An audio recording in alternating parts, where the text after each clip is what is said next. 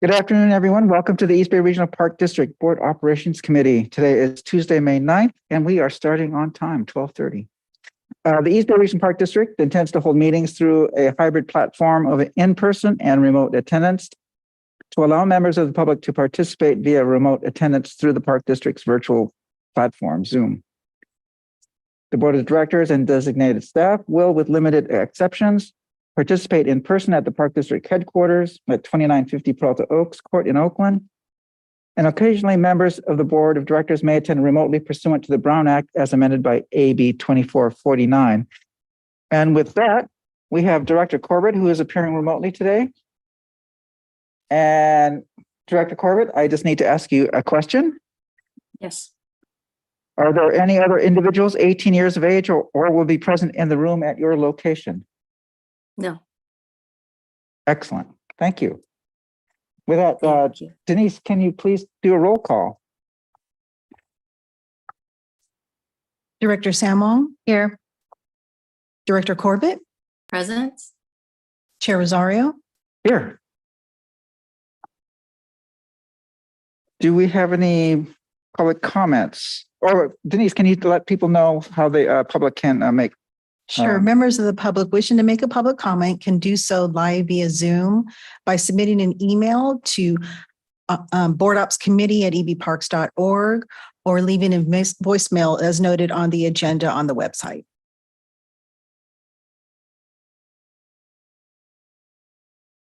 Okay. With that, we come to item number 2, renew contract with Axon for body cameras, dash mounted cameras, and taser upgrade. Welcome.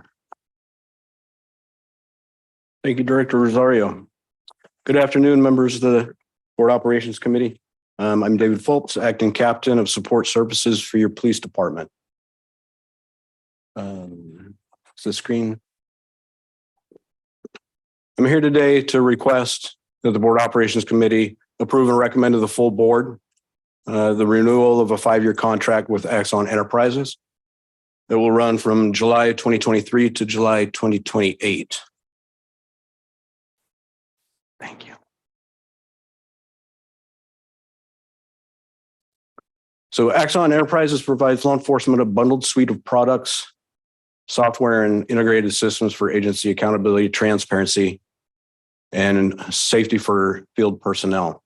As you can see, the comparison of the contracts from when we first began with Axon Enterprises in 2019 is a much shorter list than what we anticipate in getting in the new contract for 2023. These are just a few of the tangible products and services provided by Axon. In the following slides, we'll talk about some of those tangible items and products, systems and services that we feel are very valuable to law enforcement and our agency. So currently on my belt, I have 2 Axon products. One's a taser and one's a body worn camera. Body worn camera here and a taser here. So the body worn camera I'm currently wearing is the version 2. The new camera just released by Axon is the body worn 4. It comes with double the pixels, double the image quality that the current body worn 2 camera has. It's also got a what they call watch me button for an officer in the field. If something critical happens, with the push of a button, it streams out to permissioned staff, most generally supervisors and managers, to be able to see what the officer is doing or encountering in the field at that time. There is a 2-way communication for the body worn 4 camera. Also, there can be a camera added to an eyeglass, a ball cap, or a lapel that the officer is wearing to give an additional view of what the officer is actually seeing at that time. As you can see from my belt, I choose to wear the camera down here. So what my eyes are actually seeing can be different than what the field of view is coming from my waistband. The new camera has a 39% increase in view. It's got an additional 2 microphones to pick up audio, critical audio that you will just we'll see later how that will be coming into use. Here you'll see a video segment of the difference between the two cameras and the image quality.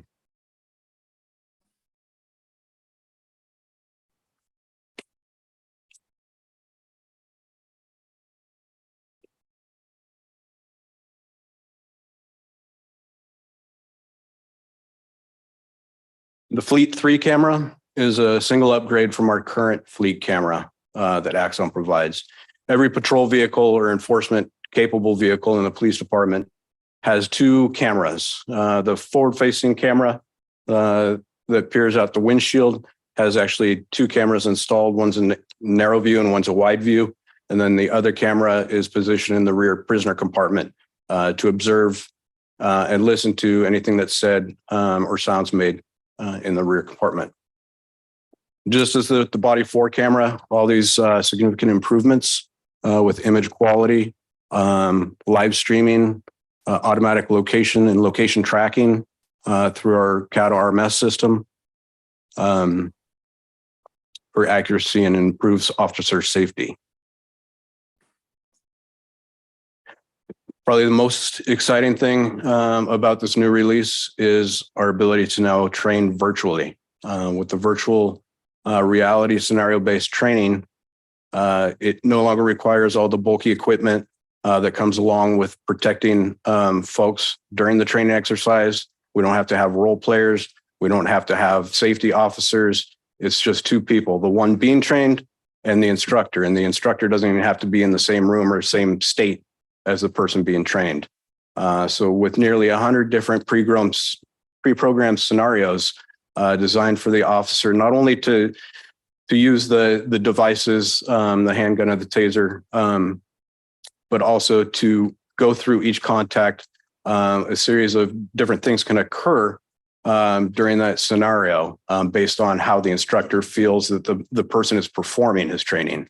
So the majority of the scenarios are designed to come away with an outcome that does not involve deadly force or even the use of the taser, but coping with people suffering from stress and getting them de-escalating into a manner in which outcome is good.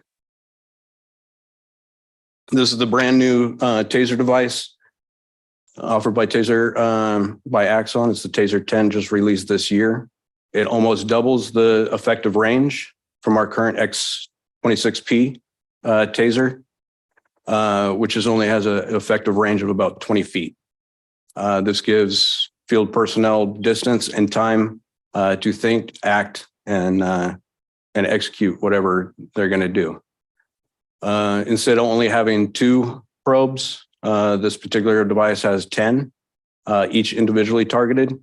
Our prior version, or the one I'm carrying right now, has two probes connected to two different wires that shoot out at once in a V pattern. The closer you are, the closer that V pattern is. The further away you are, the further apart that V pattern becomes, which at a greater distance often leads to failed device or failure to connect those probes. It's fully integrated with the virtual reality system. So this is the actual device you would use when donning the virtual reality goggles. You just change out the cartridge into a virtual reality cartridge. We also have firearms that would integrate with virtual reality as well. They're essentially waterproof. Our current version, if it gets wet, it's pretty much garbage. Axon Signal, also known as signal activation, is a smart box essentially that connects all the Bluetooth devices within all the Axon products that trigger the camera to activate if in the event that something sudden happens and the officer forgets. Also, any Axon camera within 30 feet of that triggering event will turn on and activate. Redaction. This is the redaction assistant. The rudimentary version of redaction we have right now takes days to edit or redact small portions of video. Their new software will reduce what can take days into minutes. It's very interactive. It's very intelligent with spray paint redaction, object tracking, It will automatically recognize the color of his skin and blur. If the editor wishes, it will blur all the skin tone, license plate, or anything sensitive on like an officer's mobile tablet if it's got any CJIS information on it.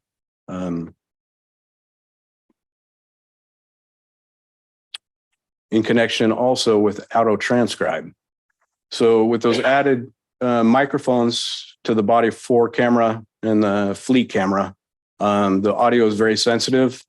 The algorithms and the AI that's built into the computer system can identify who the officer is, who the suspect is, or who the citizen is, and it can transcribe it in a way that is understandable with the click of a button.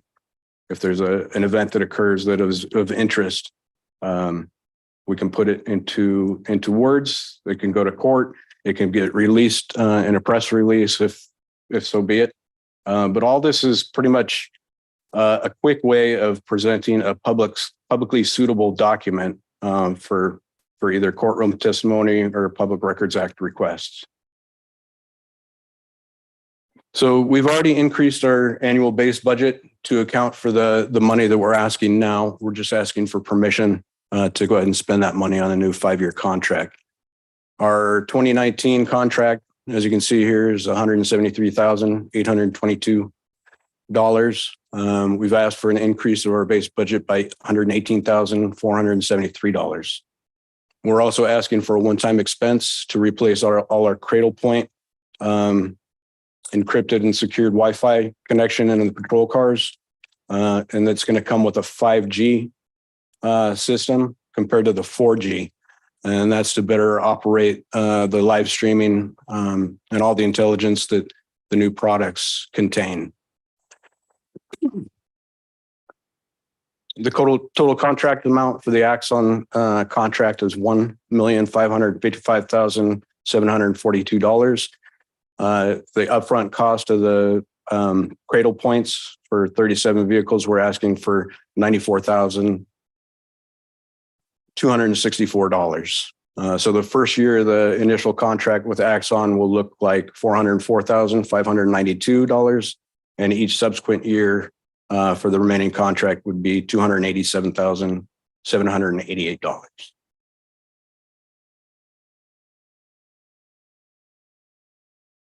We've already reached out to legal, presented the sole source information. They've agreed that this is a one-shop company that can provide all the services that our police department needs. All these items spread out with different companies or contracts would cost exponentially more. So I'm here to recommend that the Board Operations Committee authorize and recommend to the full board entering into a new 5-year contract with Axon in an amount not to exceed $1,555,742. Thank you. I'll open up for questions from the board. I'll start with Director Corbett.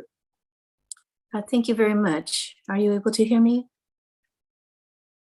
Yes? Yes, I am, ma'am. I'm just trying to unshare my screen. No, you got Okay, it. very good. Okay, somebody did it for me. Thank you.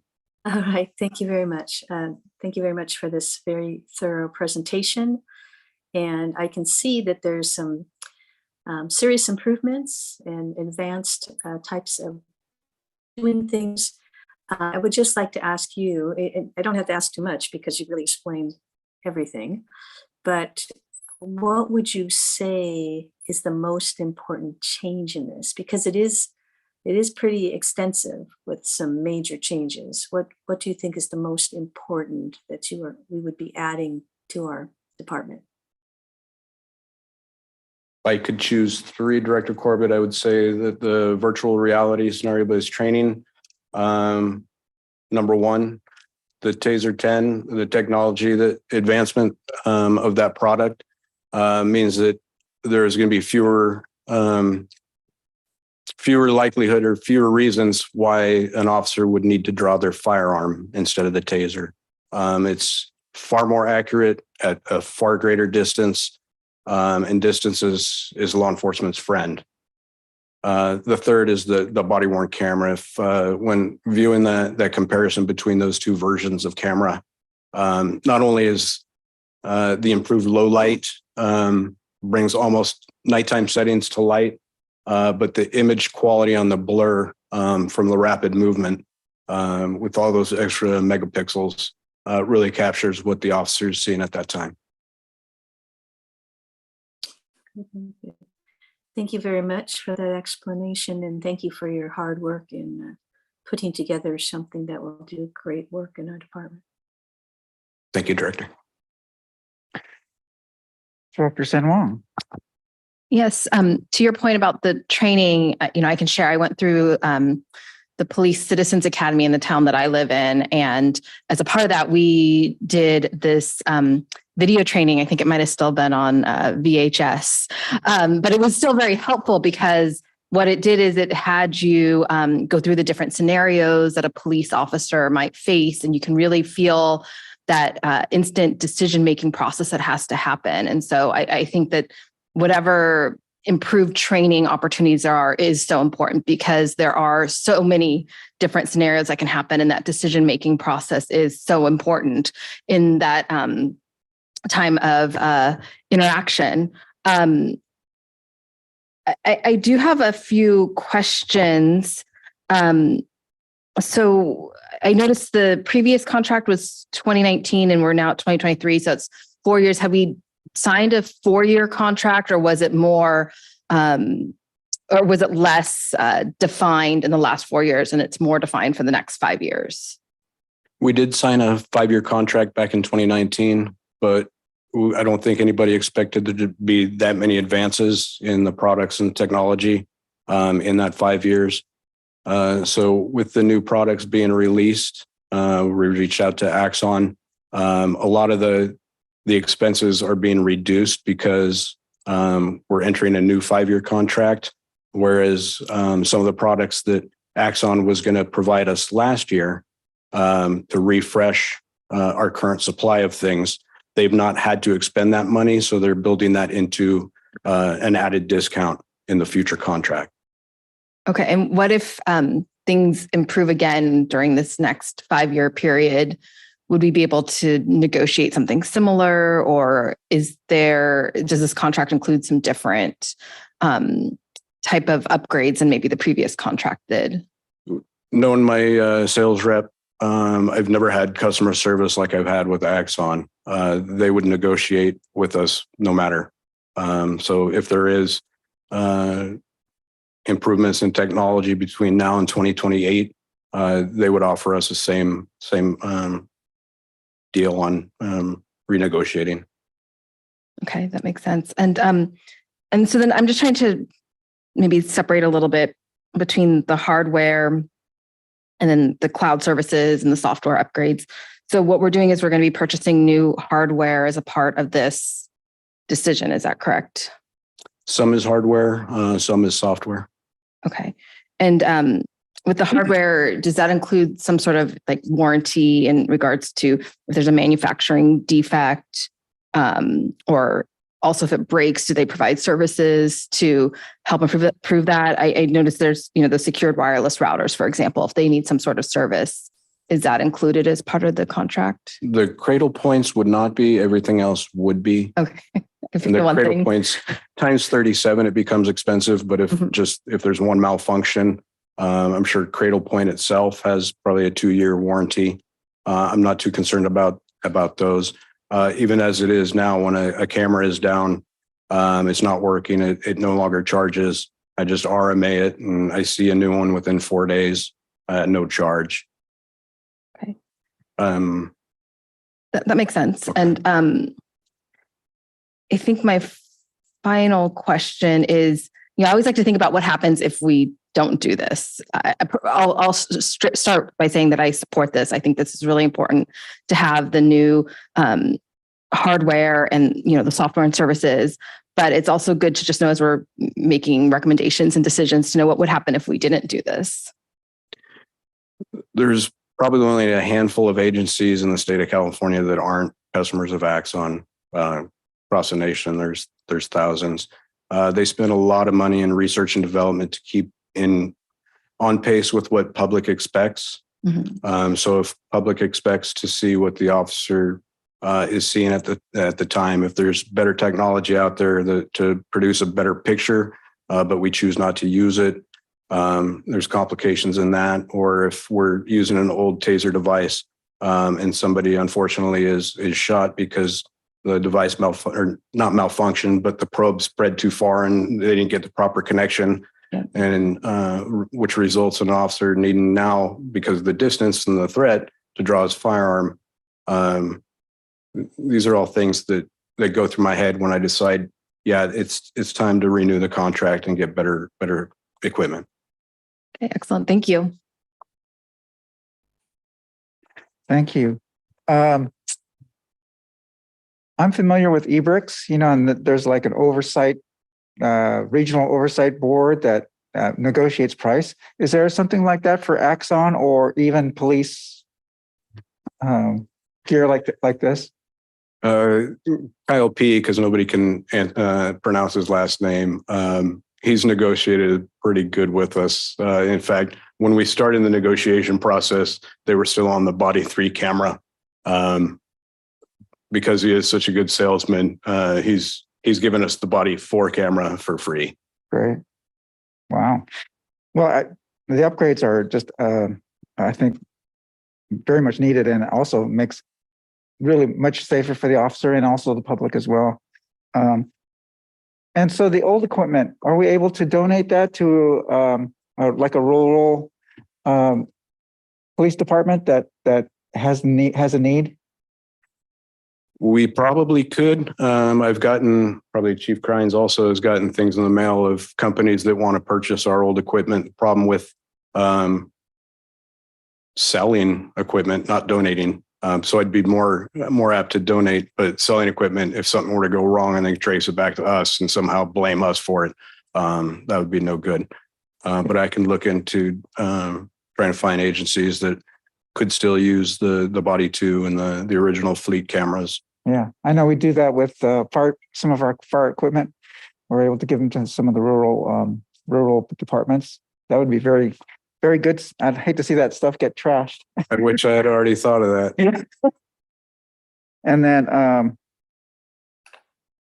love the training thing. It's like pretty soon we're just going to plug us in and we'll be the Matrix. Once we get that up and running, if so approved by the full board, I'd love to have the directors come out and go through that. Like Director San Juan was just saying, some of the most valuable training I've been exposed to was what they called simulated training pretty much on a movie screen, but it's interactive and it depends how you say something or what you say will change the level of compliance with the person you're trying to get compliance from. That was the other thing. Another question: when is there a database? Like if like say there's an APB goes out and it has a picture of somebody, can that picture be? Is there like picture ID or that'll match that with a suspect if you come across a suspect that matches? Or I'm sure that technology exists. This isn't that technology though. okay, Maybe the next upgrade. Probably. okay, great. I don't have any other questions. Is there any public comments? There are no public comments on this item. Great, thank you. Well, then a motion is in order. I'll make the I'll make the motion. motion. Oh, I'll second Thank then. you for all of your great new ideas and being interested in making sure that we have some of the best items to do the work that we do. We have a very large district, and as you know, that takes a lot of work for our officers to move around the district. So having this equipment, I think, will make things more helpful in the size of this district, the size of members that we have. So thank you for your interesting thoughts and doing the best with this equipment to help us do what we're doing, trying to do. Thank you. So moved. Thank you, directors, and thank you to the support people that showed up for me. Great. We have a motion from Director Corbett and a second from Director Stan Wong. So Denise, can you do a roll call vote, please? Director Corbett, Aye. Director San Juan, Chair Rosario, Aye. so moved. Unanimous. Thank you.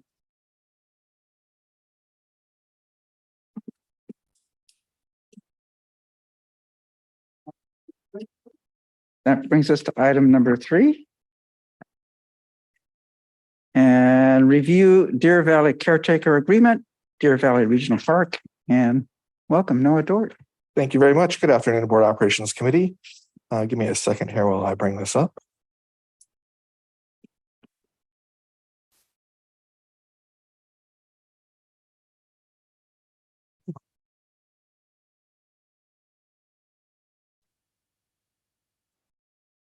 All right. My name is Noah Dort, Administrative Analyst for Business Services Administration and Operations.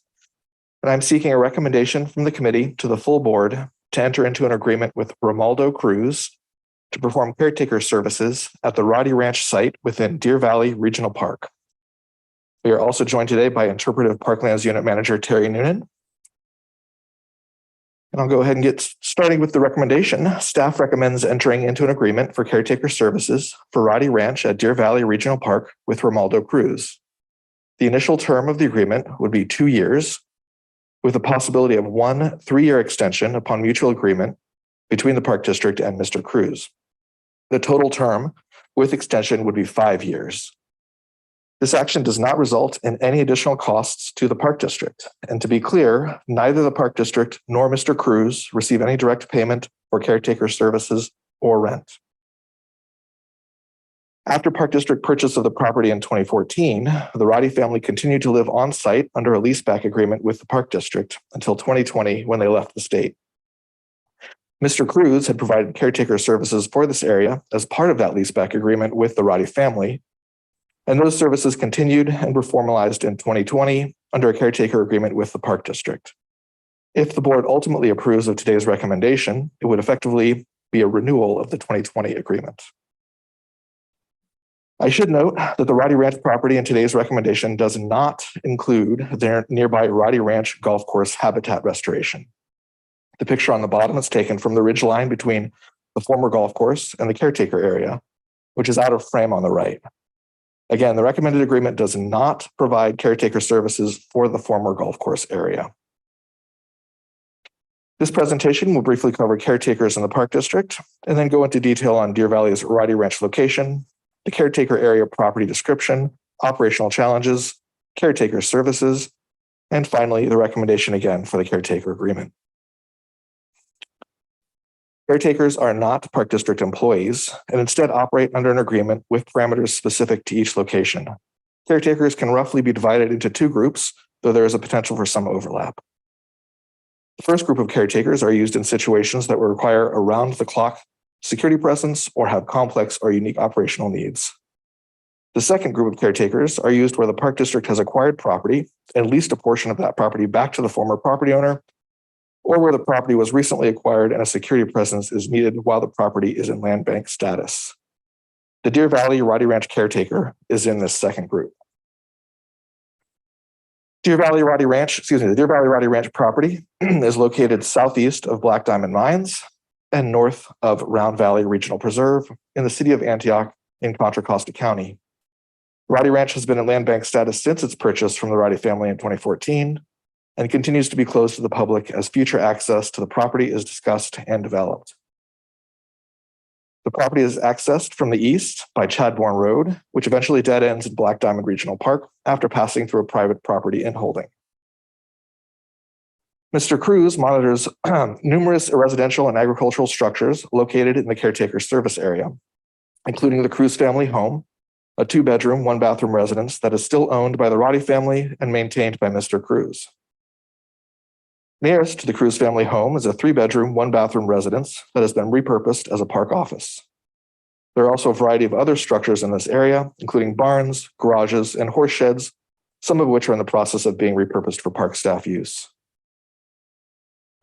The primary operational challenge at this location are the number of structures and the large area to be monitored. This view is from Chadbourne Road, looking down the driveway toward the former Roddy family home. The former Roddy family home is currently an employee security residence that monitors a couple of barns and a covered arena at that end of the property. The Cruz family resides in the caretaker area, just barely visible on the right side of this view. Caretaker services include daily patrols of the area, reporting suspicious or illegal activity and emergency or hazardous situations, maintaining landscaping and defensible space fire clearance, maintaining regular communications with Park District staff, and acting as a resource for information and knowledge of the Roddy Ranch property. And to repeat from earlier, staff recommends entering into an agreement for caretaker services for Roddy Ranch at Deer Valley Regional Park with Romaldo Cruz. The initial term of the agreement would be 2 years, with the possibility of 1 3-year extension upon mutual agreement between the Park District and Mr. Cruz. The total term with extension would be 5 years. This action does not result in any additional costs of the Park District. And again, to be clear, neither the Park District nor Mr. Cruz received any direct payment for caretaker services or rent. Are there any questions? All right, thank you. Thank you. I'm going to turn it over to the committee. Director Corbett, do you have any questions? Yes. Some I have a hard time figuring out how to ask them, but you've given some information as to what their work, what they will be doing. But can you tell us a little bit more, like on a day by day system? What sort of things will they be traveling around their land area? I mean, can you just tell us a little bit more what the job? Sure. Romaldo Cruz has a separate job, separate from being a caretaker. It's really his caretaker presence. They certainly monitor on their travel down Chadbourne Road and notifying us if they see anything suspicious or dangerous to and from. But primarily they are, or Romaldo Cruz is primarily monitoring that caretaker area that's closest to the residents, that cluster of buildings. And he does a daily patrol out there, as well as the landscaping and other minor maintenance there. Okay, so that means taking care of the plants and the weeds and the trees and the dealing with things during this stormy period that we've gone through and those sorts of things. In the immediate area of the residence, yes, that's correct. We'll be taking care of the defensible space fire clearance there. The larger area of the park, it will depend on what needs to be done. That would be done by park staff in many cases. Okay, so they're there to take care of that property in case, let's hope, but if in case someone decided to come in and damage the property, that's what you're thinking of. Correct. Yeah, they're a security presence. They're basically a witness, eyes and ears to report issues to us. More hazardous or dangerous situations would be responded to by public safety as appropriate. Mm-hmm. And then what do they use to pass on that information if something not so good happens? Are there radios or by phone? How does that information get passed on to those in case something happens? Primarily by phone with the park supervisor or public safety, again, depending on the need. And would we check in with them every so often during a week or just wait to hear? Yeah, that's correct. I'm sorry to interrupt. The park office, sorry about that. Sorry about the delay. No, go ahead. The park office, and I can go and show you that slide if you like. The park office is located near the Romaldo Cruz, the family residence there. And so Park Supervisor Rex Caulfield actually sees them on a pretty regular basis. I would imagine at least weekly, if not more often, potentially daily, because he will be at that park office or other park staff will be at that park office, which is nearby. So they check in. This is more after hours caretaking services, but there's regular communication between the caretaker and park staff. So there'll be a check-in on a regular basis, make sure things are going. Okay. All right. And is there, I have one more question. Is there any other kind of, services if something were to happen, if if there was some problem with somebody came into the property causing problems, how would we help this group? We would either respond with our own public safety, or my understanding is that we have agreements with other local authorities to respond as needed if our public safety staff are not able to respond in a quick manner. Okay, thank you very much. You're welcome. Director San Juan. Yes, I have a few questions about some of the different projects. I see that Mr. Cruz handles plumbing, fencing, and general maintenance. So with these projects, if there's, a plumbing project can span from something quite minor to something very major. Is there some sort of threshold where we ask Mr. Cruz to check in with us and submit the project information to us so that either we can, check on the work, or maybe also there might be some materials that he may want to request from us? Do we provide those materials to him as part of the project? I'm just curious, how that aspect of things gets managed. Mr. Cruz's maintenance work is relatively limited. It's really focused on the residence itself because that is still owned by the Roddy, the former property owners, the Roddy family. Mhm. So he is maintaining that residence with his skills there. And that would be at his cost and expertise. With something more minor, if there was, say, an urgent situation where staff was not on site and just needed to stop a leak or something like that, he would certainly be able to shut that leak off, or shut off electricity as needed. But primarily, our staff handles everything outside of that residence and the immediate residence area, Mhm. again, except for minimal response. So no, generally speaking, we would not be providing materials, and we trust that the work that he's doing on the residence, that again, it's not Park District property, is up to standard. Okay, that makes sense. Okay, it seems pretty straightforward to me. I would support this. Okay, before I ask my question, I'm going to invite, I see Park Supervisor Rex Caulfield is here. So if he wants to add anything, or Terry, you want to? We actually have Terry, yes, Parklands, Interpretive Parklands. Yeah, I see Rex Terry. on Zoom too. Oh, my mistake. I don't see him there.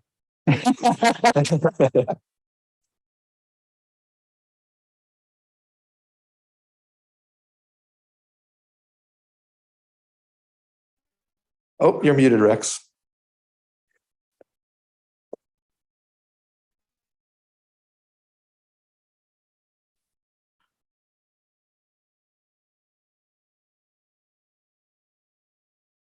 Can't hear you.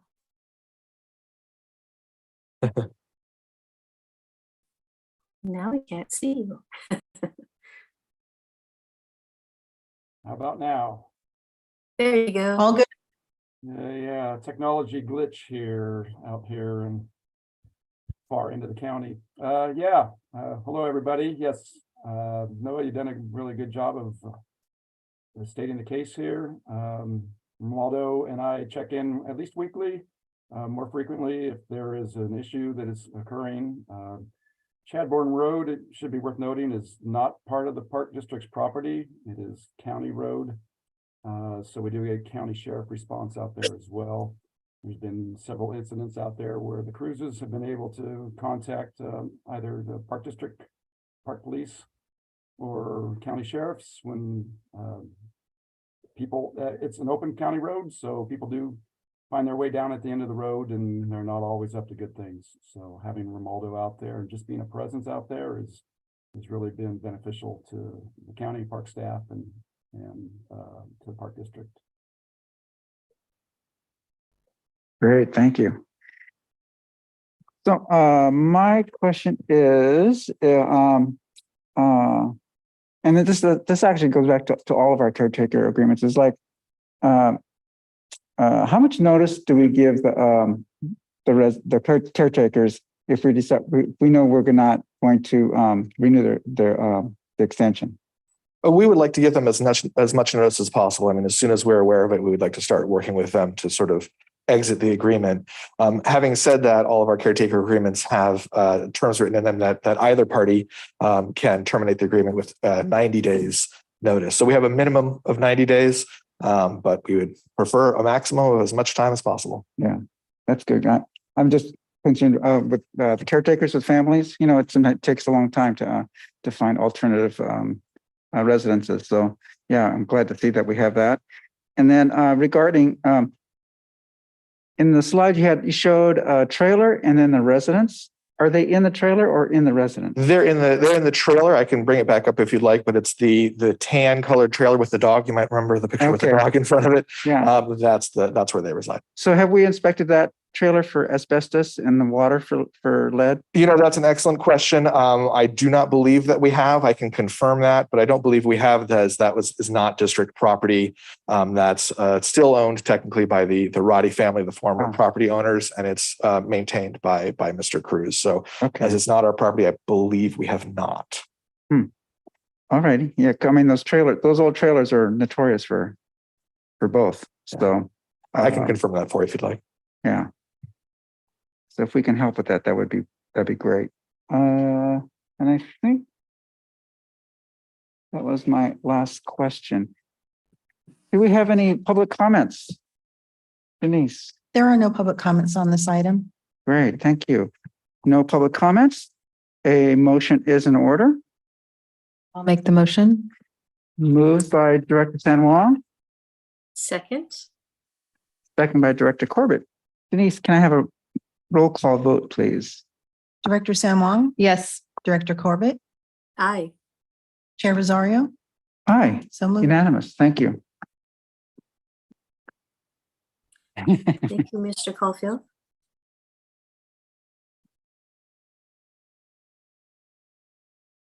That brings us to item number 4. Review of Clayton Ranch caretaker agreement. Clayton Ranch, once again. All right, I'm going to stay right here. It's me again.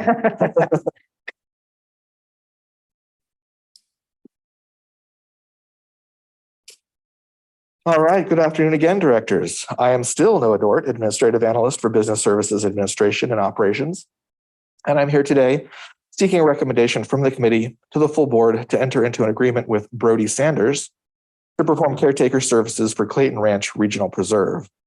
We still have Interpretive Parklands Unit Manager Terry Noonan and Park Supervisor Rex Caulfield here as well. Staff recommends entering into an agreement for caretaker services for Clayton Ranch Regional Preserve with Brody Sanders. The initial term of the agreement would be 2 years, with a possibility of 1 3-year extension upon mutual agreement between the Park District and Mr. Sanders.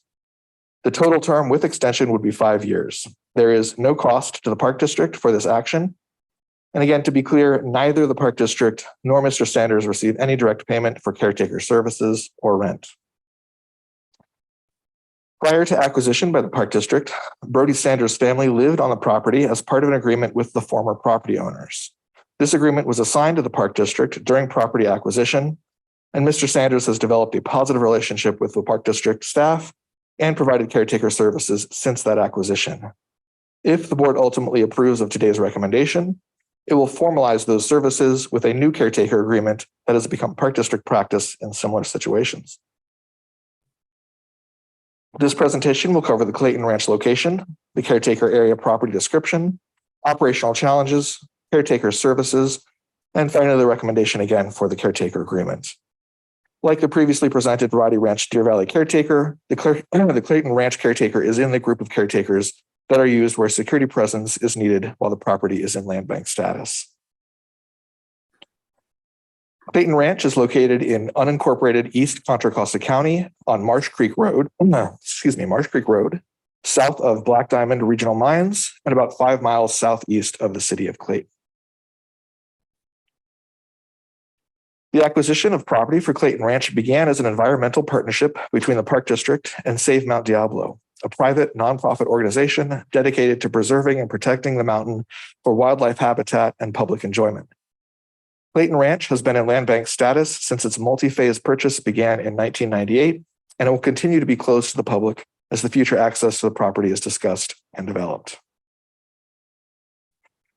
The caretaker area is located at the southern end of Clayton Ranch near 2 small ponds. The picture in the top right corner was taken near the service road looking toward the caretaker area and Marsh Creek Road.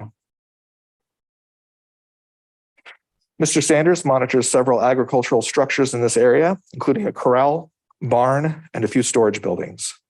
The Brody family home, a residence that they own and maintain, is on the eastern edge of this area. Mr. Sanders has lived on the property for over 40 years and is very familiar with the area. Despite the relatively rural setting, Marsh Creek Road is very busy. The traffic on this road is increasing as the surrounding area is developed and the population grows. The caretaker area is a highly visible access point to the property. This results in frequent attempts at unauthorized access, which are deterred by the caretaker's presence. You can see the view from Marsh Creek Road right there. Caretaker services include daily patrols of the area, reporting suspicious or illegal activity in emergency or hazardous situations, maintaining landscaping and defensible space fire clearance, maintaining regular communication with Park District staff, and acting as a resource for information and knowledge of the Clayton Ranch property. To repeat from earlier, staff recommends entering into an agreement for caretaker services for Clayton Ranch Regional Preserve with Brody Sanders. The initial term of the agreement would be 2 years, with the possibility of 1 3-year extension upon mutual agreement between the Park District and Mr. Sanders. The total term with extension would be 5 years. There is no cost to the Park District for this action. And again, to be clear, neither the Park District nor Mr. Sanders receive any direct payment for caretaker services or rent. And open for questions from the committee or the public, I suppose. Thank you. Questions from the committee, Director Corbett. I don't have any questions at the moment. Director San Juan. Yes, I also don't really have any questions. This seems pretty straightforward. I suppose the only thing I noticed is it's also a manufactured home. So per your earlier comment, just to check for the different interior environmental concerns. Or caretakers are safe too. Yeah, I have no questions. Are there any questions or public comments, Denise? There are no public comments on this item. Great. Any additional comments from Park Supervisor Rex Caulfield or?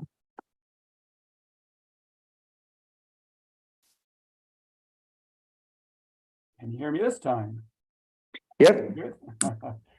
Yes, Brody's been with us a while. He's been instrumental in making sure that that area, which is really a blind spot for us based out of Black Diamond, is secure.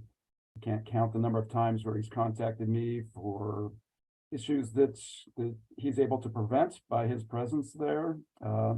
It's not only unauthorized, but sometimes other entities such as PG&E attempting to travel up in conditions where it could be hazardous to them or do damage to roads.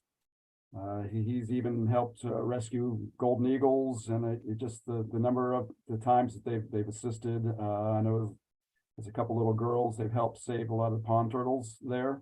Their demise on nearby Marsh Creek Road out there, assisting in so many ways. So having Brody continue and formalize what he's already been providing would be recommended.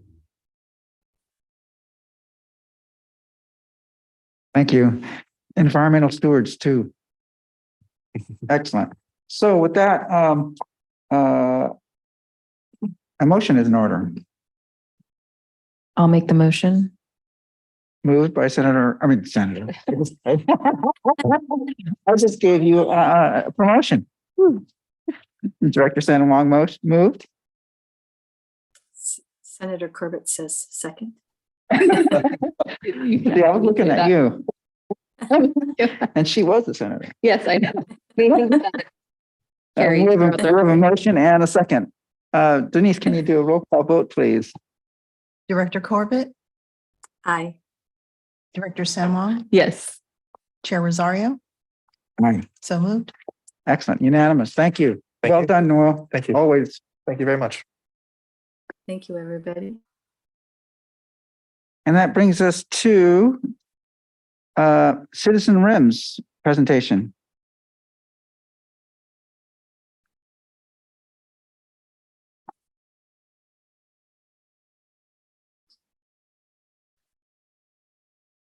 Good afternoon, board committee members. My name is Patty Gershanik. I am the Communications, Property, and Records Manager for Public Safety. And today we're going to be talking about Citizen RIMS. This is an informational item, and I'm here to explain the capabilities and the deployment plan, and basically the determining factors for moving forward with this program, which is efficiency and transparency for both the staff and for the public. Before we get started talking about Citizen RIMS, though, we should all be on the same page in regards to the terms that we'll be using throughout this presentation. So these are public safety terms that we need to be aware of. So I'll be referring to CAD or RMS, which is our computer-aided dispatch program and our records management system, which is brought to us by Sunridge Systems. An incident is an event that occurs anywhere in the Park District that requires public safety, park staff, fire department to respond to, or a documentation of anything that needs to be documented for an allied agency or for ourselves. And in Citizen RIMS, it's called activity. There's two different types: a call for service, which is when the public or staff or an allied agency contacts us and dispatch creates that incident based on that information. There's also officer initiated activity, which is the officer initiating that contact with the public, whether that's through the traffic stop or a suspicious vehicle or even being flagged down. So that's the activity that we'll be talking about with Citizen RIMS.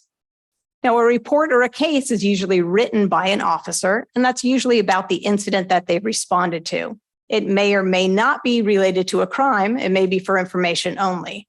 In Citizen RIMS, we'll be talking about crimes. So this is the criminal offense, whether that's a penal code or a health and safety code or a statute that's being violated, and that's a criminal offense. There are citations, which are different types, parking or infraction, or even the soon-to-be administrative citations. But in Citizen RIMS, we'll be dealing with arrests. An arrest are when an officer would take a subject into custody for committing a criminal offense, or when they cite or release them on a misdemeanor charge, or even cite or book them on an allied agency's warrant. And then on Citizen RIMS, the last thing we'll be talking about is our bulletin. And that's the documentation of the activity or the incidents that have occurred during a specific time frame. For the Park District, we use the 24 hours. And that documentation includes everything that's being emailed out currently by dispatch. And it's the type of incident, the location, the date and time it occurred, and the basic general description of what happened, and then the disposition or the outcome, whether it was adjusted or advised, or there's a report to follow. So it's activity, it's crime, it's arrest, and it's bulletins that we're talking about on Citizen RIMS today. So what is Citizen RIMS? It's an online interactive tool for public, for park staff, for public safety, for everyone to use. It allows the public to have near real-time access to activity that's happening in the Park District. 4 hours after an incident is closed, it will be available for the public to be seen.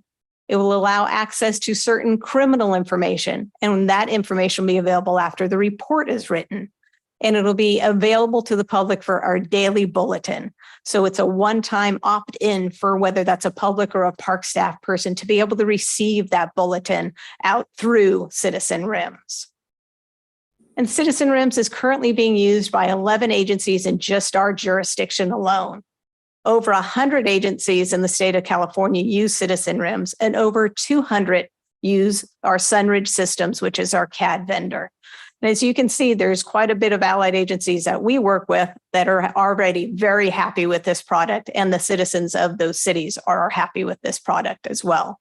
If you happen to live in one of those, I can show you how to sign up for them, and you can get more information about your local agency as well.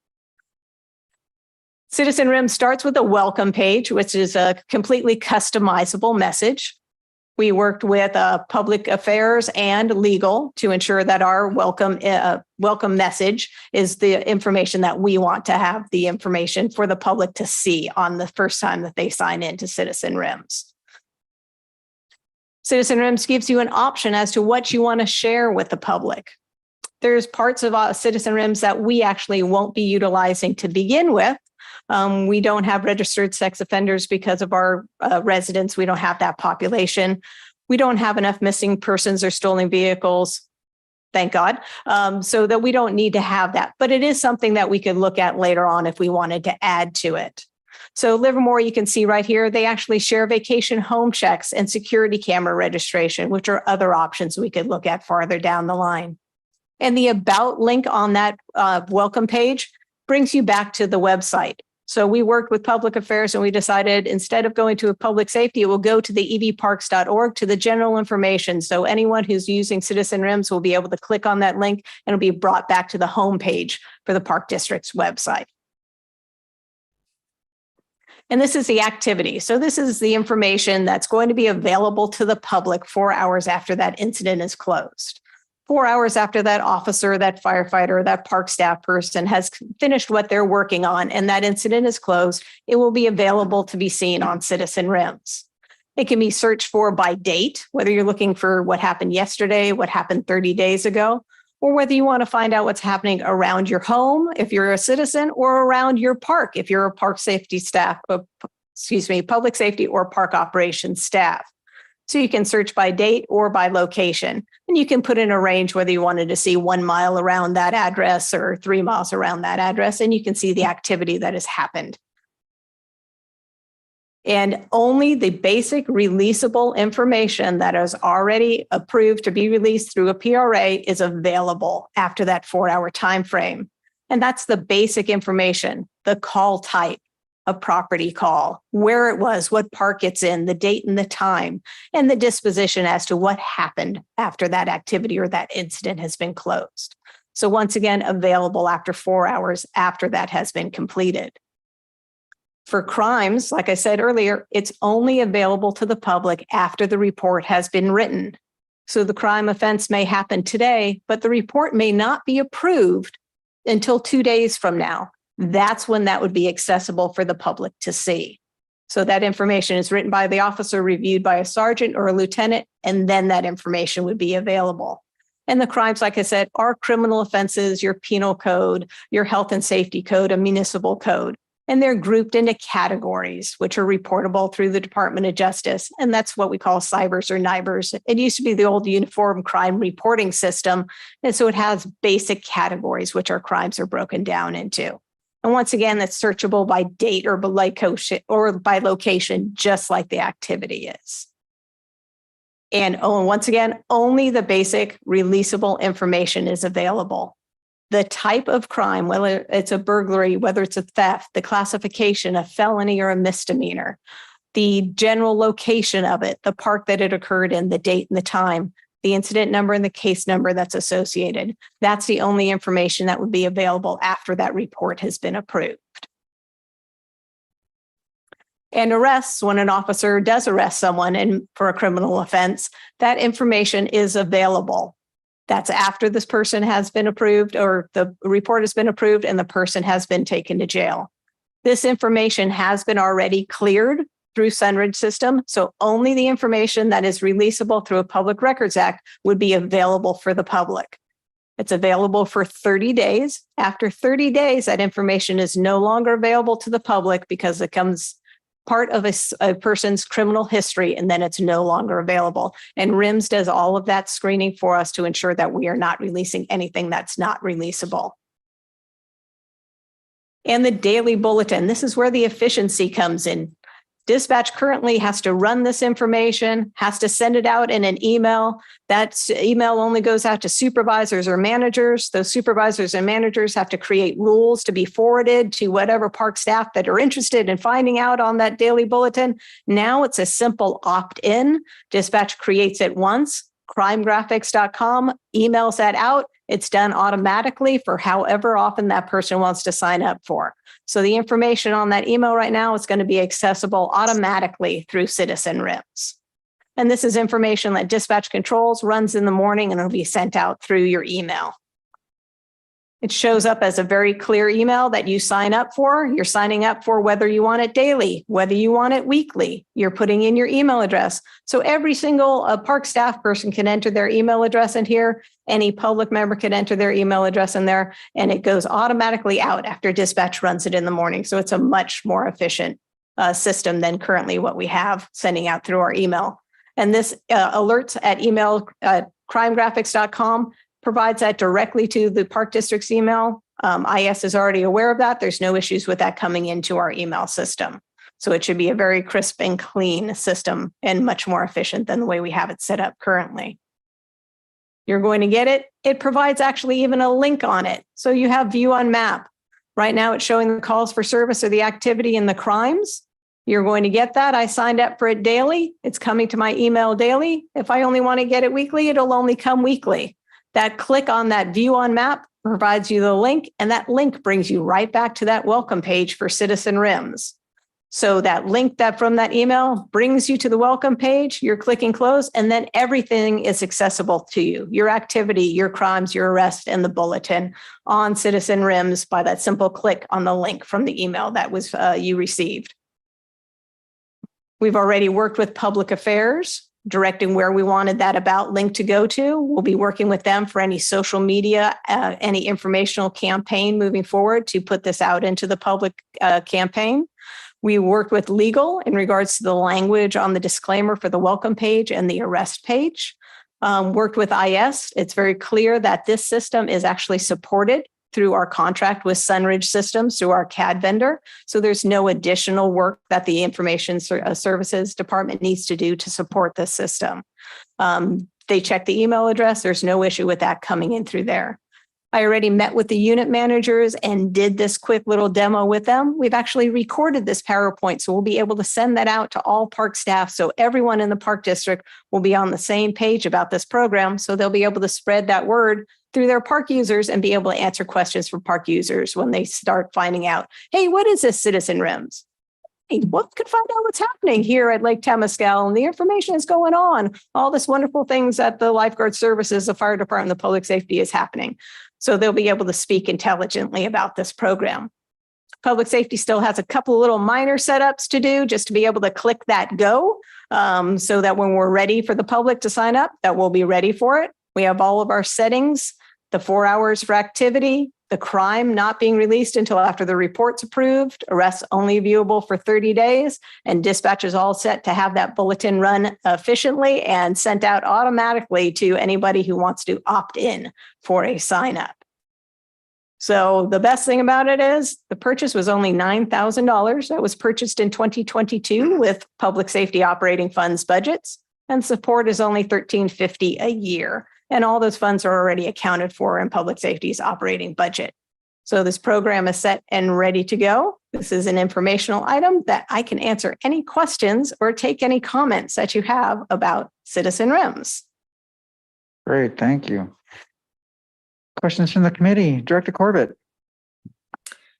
Well, I was just wondering, as board members, we do receive a list of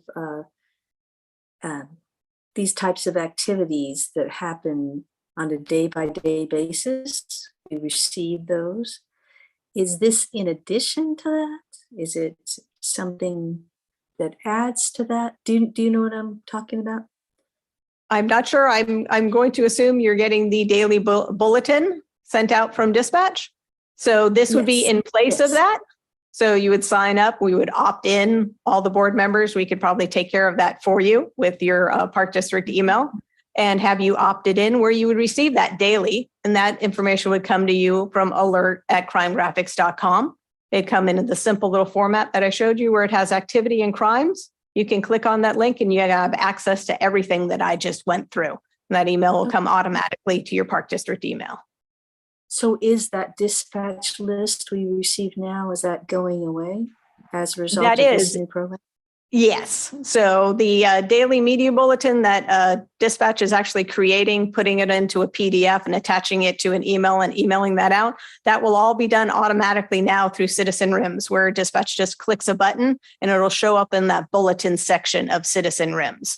So you'll get that email from alert@Crime Graphics, click on that link and it's going to give you access to everything. Yes, so I hope you just add us on, because that's something we've been receiving forever. Yep. And it'd be great to continue to receive that information. Thank you.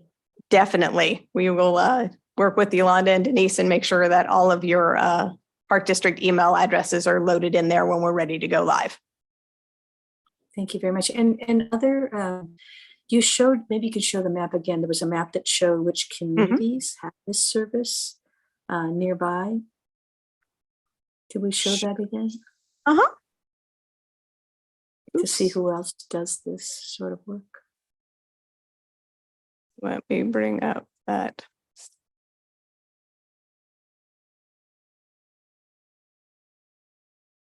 And would our lists be coming just from things happening within the land that we either own or take care of as park district folks? What would be our Right. So everything that would happen on Citizen Rims would be anything that the East Bay Regional Park District Public Safety Department or park operations staff responded to. So even though currently we overlap with Livermore on some, like Brushy Peak happens to be, in the city of Livermore, anything that happened in Brushy Peak would show up on our Citizen Rims. Anything that happened on the street that's around Brushy Peak would show up on Livermore's Citizen Rims.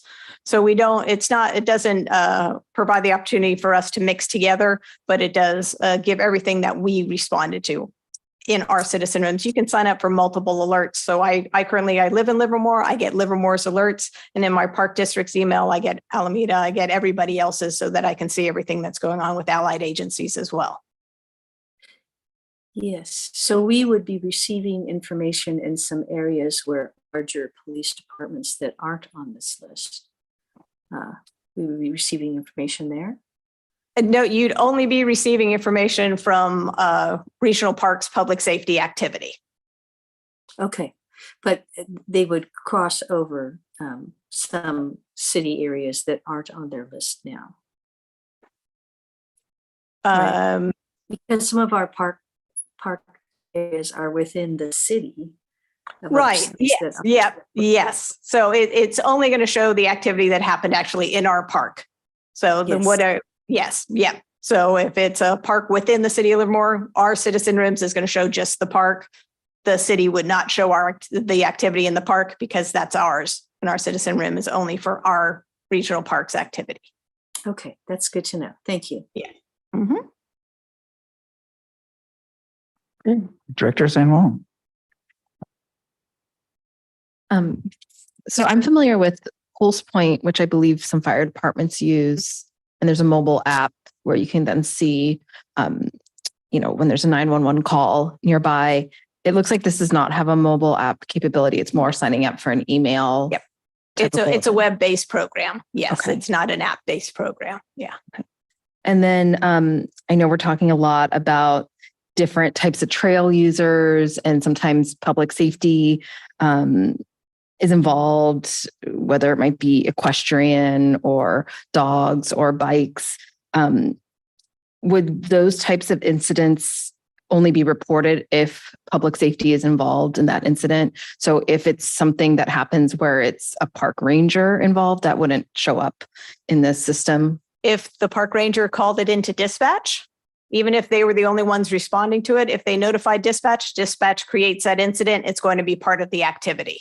So an officer doesn't have to respond. The park ranger, but we do have to know about it to create it for it to show up in the program.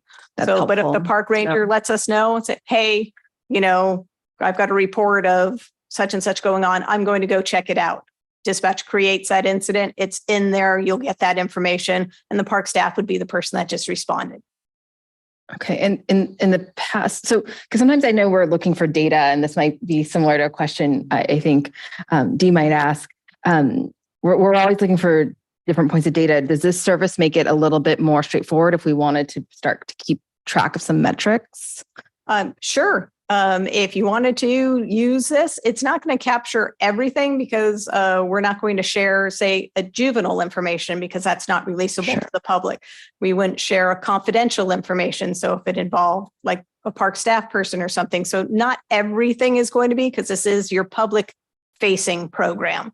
So you may not get everything off of here, but if you wanted to see how many 38 ordinances are happening around Temescal, you can look and see that activity, and ordinance violation is one of the groups that's going to show up there. Yes. Okay. And then you had mentioned lifeguard services. If there's an incident that involves some sort of water rescue, does that then get reported into this system as well? Yep. So the lifeguards report on our channel 3 or on our fire operations radio, Del Valle East Beach with emergency traffic. And we say, go ahead. I've got a child last seen in the water, 4-year-old last seen 3 minutes ago, but dispatch creates an incident. 4 hours after that incident has been closed, it would be available for the public to see. It would be aquatics, Del Valle, 12:22 p.m. to 14:22 p.m. Disposition was checked okay or found okay. So the child was located okay. That basic information is going to be available 4 hours after that incident is closed. Should that search go on for 1 hour, 2 hours, however long, it would be 4 hours after it was closed, not after it was created. So Okay. yes. And that would be the same if there's some sort of trail rescue or assistance that happens. Yep. What about nature incidents? If there's, a wild animal that interacts with someone hiking or a rattlesnake situation, could that also end up in this system? It could. Dispatch would create that as an animal incident. An animal is a category that would show up on here. Okay. We do have specific incident types for certain. We have mountain lion, we have grazer issues, and then we have the generic animal one, which would capture just about anything else. So, yeah, but that would show up. Animal is a category on here. Okay, well, this looks really interesting. I'm looking forward to seeing how it all comes together. Thank you. Right. This is very cool. Yeah, so in the presentation, it showed that crime stats weren't being utilized, but that just means that it's not being utilized for the public. So- Citizen RIMS is in a transition right now, and everyone in the state of California is transitioning from UCRs, which is the old way of reporting, to NIBRs and CYBRs, which is the new way of reporting. So if we put out information now, it would be, we're reporting CYBRs, NIBRs because we've been certified to report that way. Not everybody in the state of California has. So that information has to be updated so everyone's reporting the same way. RIMS, Sunridge Systems recommended us, if we're halfway through, don't go ahead and use that now because it'll be confusing when everybody else switches over to what you're reporting. But we'll still be able to collect crime statistics in-house. Oh, yes. Yeah. Okay, Yeah. great. Yeah. That's wonderful. And then would this be able to incorporate our park watch forms? That's something that we would have to talk about a little bit farther down the road, whether there's other options that we can look at. The only issue with Park Watch forms right now is there isn't a timeliness that they need to be responded to. So we would want to make sure that we incorporated all the information so that if we're getting them, that there's a system that they could be responded to in the appropriate time frame. Yeah. And how are we dealing with park watch forms now? So they're through the email system. So they're forwarded to dispatch, who then creates the incident based off of that. So we would have to create some type of system to eliminate that step. Yeah, and so they're create more tracked efficiency. they're tracked and given a number like any other incident? Yep. Oh, that's good to know. Yep. That's the call for service. So it's coming in Yeah. from an email, just like a person coming in the front counter or calling. Excellent. Wow. That answers all my questions. Denise, do we have any public comments? There are no public comments on this item. Great, thank you. And this is informational and I appreciate the update and this sounds really good. I mean, crime statistics, one of the major decisions to move public safety over next door was that outside of Lake Del Valle, most of the crimes were happening on this side of the hills. And so I think that played a big part in where we located our police headquarters. So everything's data driven these days. So appreciate it. Thank you. Thank you.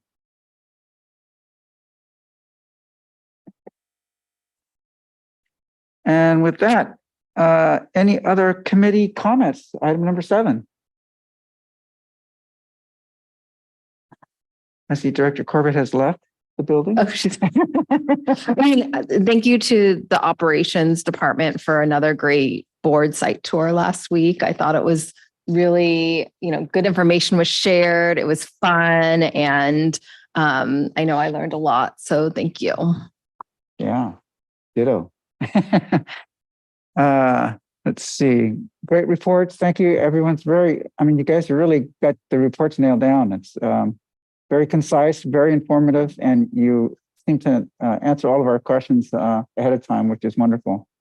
I just, if I can get some updates, it could be, doesn't have to be in the next meeting or whatever, but I'd like to, what I've told you already was updates on the residents in Anthony Chabot, the solar panel project at Trudeau Center. And I just thought of another one. What was it? Oh, the shavings barn and at Piedmont Stables, where those projects are. You can just email those to me because that'd be cool. And then item number 8, Assistant General Manager comments.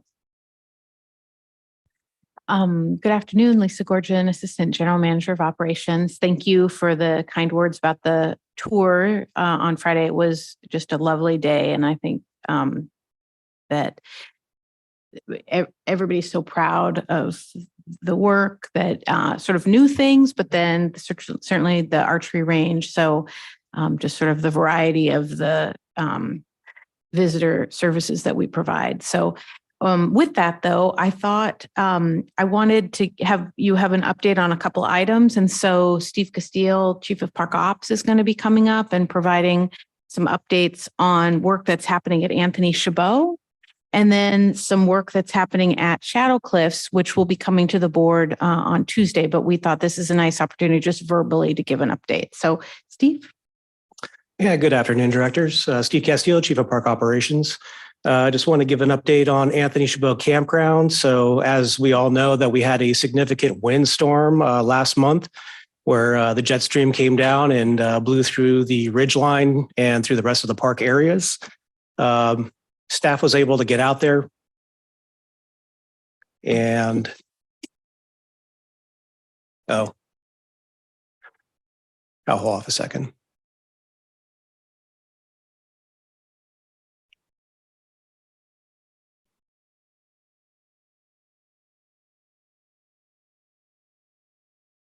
Dropping down the PowerPoint.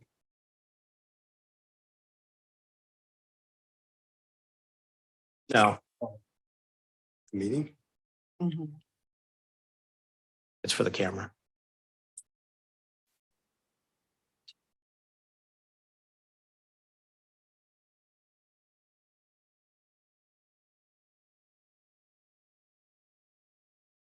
Bear with us 1 minute, please.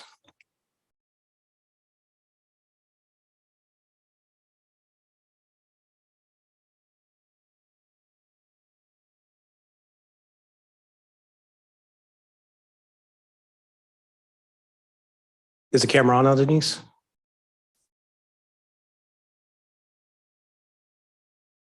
Okay, good to move ahead or? Okay, start video. All right, there we go.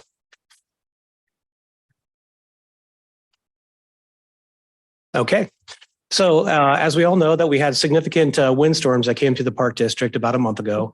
Essentially, the jet stream dropped down and it was unanticipated. Caused significant damage, not only through the ridgeline areas, but in the other adjacent parks. More specifically, we went through Anthony Chabot Campground and determined that several trees had come down at the campground. And the supervisor and his staff went through and evaluated the tree conditions over there and determined that an additional 55 trees showed significant damage and needed to come out. So we did an initial emergency. So we kept the campground closed. We closed it down at that time, and it's still closed right now. But what we did is we ran an emergency hazardous tree contract, took out an initial 11 trees, reevaluated, and then determined there was another 45 that had to come out. And so ran another emergency contract on that one. And so the work is anticipated to start this Thursday on that one. And then that's going to go for about the next week and a half. And staff is anticipating on being able to reopen the campground by May 22nd. That's our target date right now, pending, good weather, favorable conditions, and if everything goes well on that. Did you want to mention other things, Lisa, on that or? Yeah, no, thank you. And then do we want to go over anything else for updates or anything else on updates or no?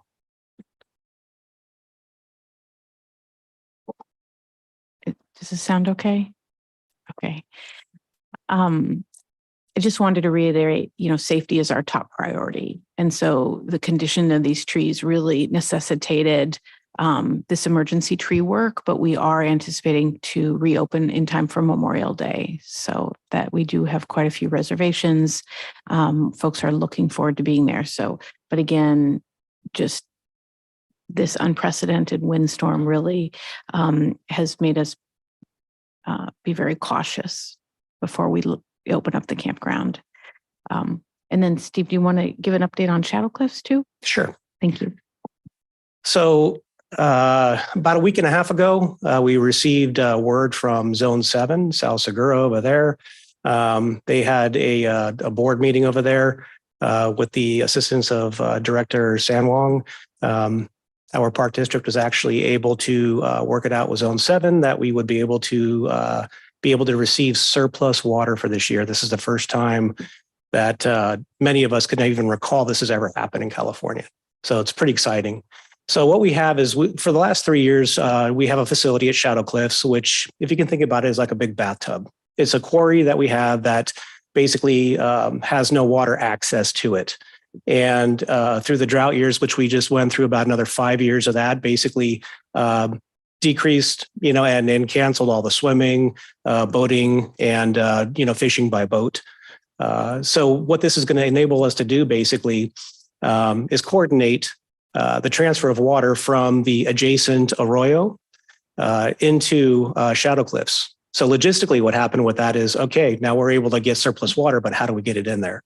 We had to work it out with emergency contracts, get the, which you'll see at the May 16th board meeting on how we did this. But essentially what happened is that we were able to work with one of our local vendors and we rented 2 water transfer pumps, diesel pumps. These were huge, the size of a truck on each one of them. And then we hooked up basically to an inlet pipe of an 18-inch.